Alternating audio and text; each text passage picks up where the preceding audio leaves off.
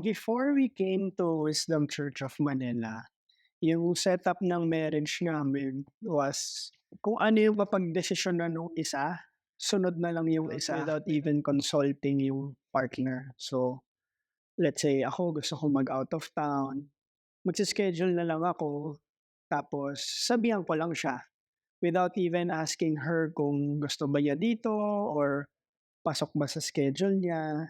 May times din kami noon na hindi ko siya ma-figure out yung bakit may mga times na andalas namin mag-argue, andalas namin mag-away, even to the smallest things. Past incidents namin, bakit ko na-bring up, bakit ko naiisip, yung stirring up my emotions. Wala kaming peace sa bahay. We focused on going out, yung puro out of town, puro out of the country para lang magkaroon kami, masabi namin sa sarili namin may sense of peace kami na doon lang kami payapa. More on temporal lahat ang nangyayari na. Pero pag-uwi, back to square one ang mga feeling namin. So, when we started attending Wisdom Church of Manila, na it-feel kami with the word, yung uncompromised word ni God. Yeah, nagkaroon kami ng wisdom on how God really designed him as the father, as the husband, how God really designed me as the mom and as a wife. We achieved that peace in our house na kahit may mga challenges, may panghuhugutan kami lang sa God, which is yung word ni God, yung mga promises niya, yung instructions niya, and ayun, na nag-stick lang kami din sa design ni God, nakita namin na parang naging smooth na lang yung mga conversation namin, yung automatic na we have to be in deep and In sync kami lahat. oo, nag-sync kami automatic na I have to ask him or lagi namin sinasabi sa mga bata, if you ask Papa, kung ano yung sagot ni Papa, you don't have to ask me anymore kasi that will be my answer too. Pero syempre, there are times na hindi naman automatic na same talaga kami ng sagot and decision. We pray about it first. Oo. Kapag meron kaming disagreement, we take time for ourselves, we pray about it. Then, through prayer, doon namin nalalaman kung kaninong decision magpe-prevail, if it's kay Kim or sa akin. So, through prayer, doon namin nadedesisyonan ano ang mas okay for us as a family. Lord, if it's him who needs to change baguhin maisip niya, but if it's me, ako yung baguhin. Parang automatically magkakaroon kami ng decision na parang kami in sync.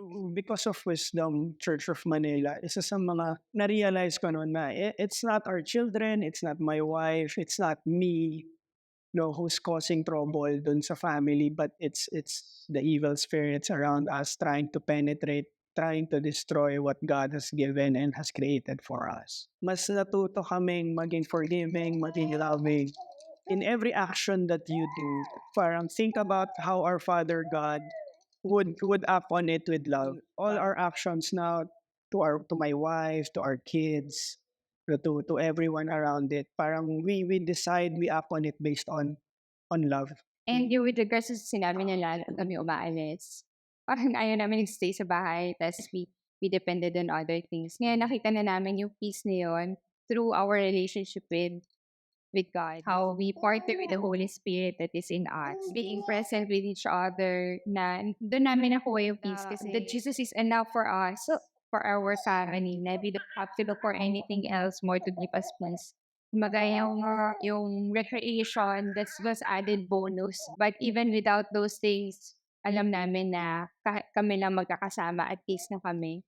Kasi we know that we have the Holy Spirit in us to warn us, to give us instructions of what to do. All revolves on yung love lang talaga. All our actions now comes from love na pag let's say may nagawa si Kai na hindi namin gusto, na instead of us acting out on anger, para iisipin na lang namin, how can we show our son na mahal pa rin namin siya and for him to be able to learn on what happened.